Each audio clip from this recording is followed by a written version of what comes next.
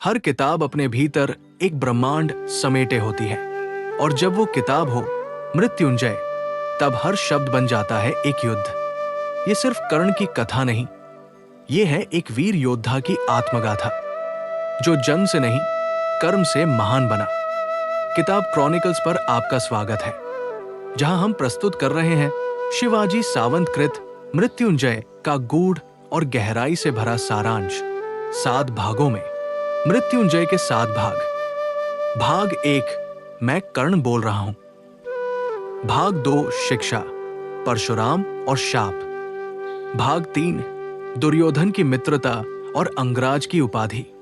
भाग 4, कुंती की चुप्पी और आत्मकेलापन। भाग 5, धर्म के द्वंद्व में उलझा योद्धा।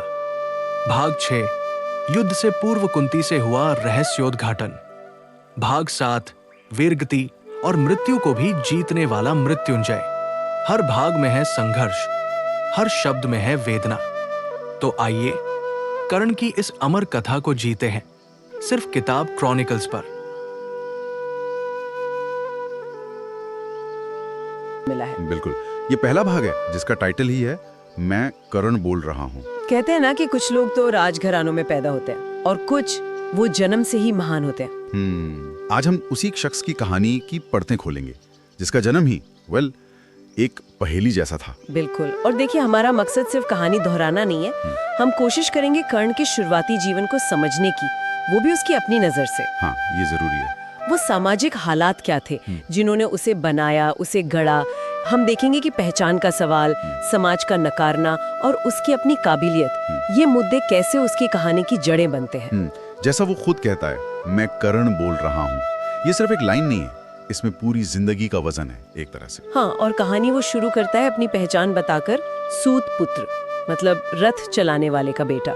हाँ, एक ऐसा दर्जा जिसे उस वक्त का समाज योद्धाओं या राजकुल से कम आंकता था। बिल्कुल। कर्ण को लगता था, और शायद था भी, कि उसमें अर्जुन से ज्यादा काबिलियत है, पर पहचान नहीं मिली। जन्म से वीर, पर कुल ने छोटा बना दिया। वो कहता भी है कि ये कथा है मेरी एक योद्धा की, जिसे समाज ने अस्वीकार किया, पर जिसने कभी अपने धर्म को नहीं छोड़ा।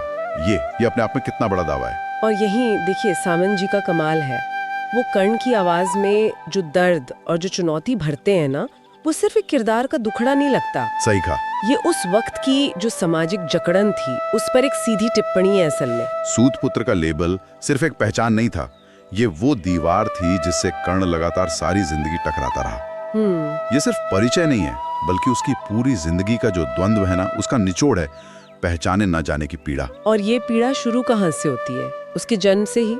कहानी है कि माँ कुंती को एक वरदान मिला था। हाँ, सूर्यदेव से। हाँ, सूर्यदेव के आह्वान से उसका जन्म हुआ, मगर कुंवारी माँ होने का सामाजिक डर वो इतना बड़ा था कि उसे गंगा में बहा दिया गया। सोचिए जरा।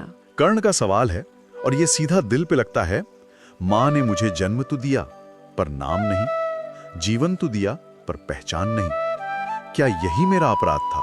और ये जो वरदान या अपराध वाली बात है ना, यही उसके जीवन की सबसे बड़ी विडंबना है, ट्रेजेडी है एक तरह से। हाँ, एक दिव्य जन्म जिसे सम्मान मिलना चाहिए था, वही उसके त्यागे जाने का और पहचान के संकट का कारण बन गया। सावंतिया ने ये दिखाते हैं कि समाज की मान्यताएं कितनी कठोर हो सकती हैं कि वो देवत्व पर भी सवाल उठा दें। लेकिन फिर कहानी में एक मोड़ आता है ना? हाँ, बिल्कुल। गंगा किनारे उसे अधिरथ नाम के एक रथ चालक मिलते हैं और उनकी पत्नी राधा माँ। हाँ, राधा माँ। वो उसे न सिर्फ अपनाती हैं, बल्कि कर्ण नाम देती हैं, और इतना प्यार देती हैं कि उसे शायद कभी कुंती की कमी महसूस ही नहीं हुई। कर्ण खुद कहता है, क्या ममता का कोई वर्ण होता है?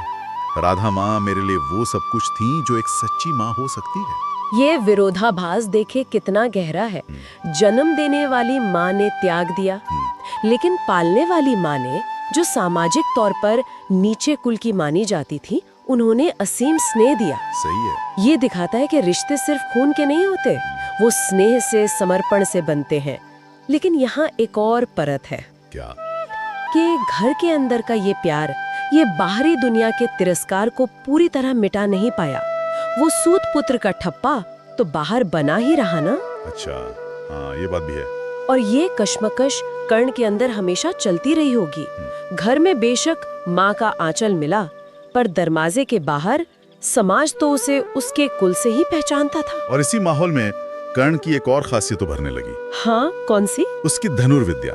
बचपन से ही उसका रुझान धनुष बाण की तरफ था। अच्छा। जब दूसरे बच्चे खेलते थे, वो कहते हैं लकड़ी छीलकर धनुष बनाता था। सपना था सबसे बड़ा धनुर्धर बनने का। मगर समाज उसे लगातार नीच कुल का ताना देता था, उसे हतोत्साहित करता था। उसका ये कहना कितना सटीक लगता है, अगर अर्जुन ब्राह्मणों की गोद में पला था तो मैं धरती की गोद में। बिल्कुल, इसमें गर्व भी है और शायद थोड़ी कड़वाहट भी है। हाँ, दोनों है। और यही हम देखते हैं कि कैसे वो शुरुआती तिरस्कार उसने उसकी महत्वाकांक्षा को और हवा दी, उसे और मजबूत बनाया, लेकिन साथ ही गहरे जख्म भी दिए। ये सिर्फ प्रतिभा बनाम जन्म सिद्ध अधिकार का संघर्ष नहीं है, ये उस दौर की सामाजिक सच्चाई पर भी सवाल है। जैसे किताब में है, वो पूछता है क्या प्रतिभा से बढ़कर भी कोई पहचान होती है? बहुत बड़ा सवाल है। हाँ, और ये सवाल सिर्फ उसका नहीं है, ये हर उस इंसान का है जिसे उसकी काबिलियत के बजाय उसके जन्म या उसकी पृष्ठभूमि से आंका जाता है। तो कुल मिलाकर कर्ण के जीवन का ये जो पहला अध्याय है, ये हमें क्या दिखाता है? एक तरफ एक असाधारण, लगभग दिव्य जन्म, फिर तिरस्कार और परित्याग। एक पालक माँ का बेपनाह प्यार, लेकिन साथ ही समाज का लगातार नकारना। अद्भुत प्रतिभा, मगर पहचान के लिए एक अंतहीन संघर्ष। ये सब मिलकर उसे बनाते हैं वो जिसे बाद में मृत्युंजय कहा गया। बिल्कुल। मतलब जिसने मृत्यु पर भी विजय पाली हो, शायद सामाजिक मृत्यु पर भी।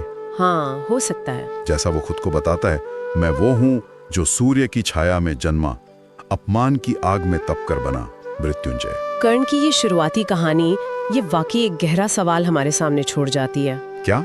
कि क्या मुश्किल हालात और सामाजिक तिरस्कार क्या ये किसी इंसान की अंदरूनी महानता को खत्म कर देते हैं, या फिर उसे तपाकर और ज्यादा शक्तिशाली बना देते हैं? सोचने वाली बात है। सोचने वाली बात है कि हमारी असली पहचान आखिर बनती कैसे है? जन्म से, हमारे कर्मों से, या फिर उन लेबलों से जो समाज हम पर चिपका देता है? कर्ण का जीवन शायद इन्हीं सवालों का एक बहुत जटिल सा जवाब है।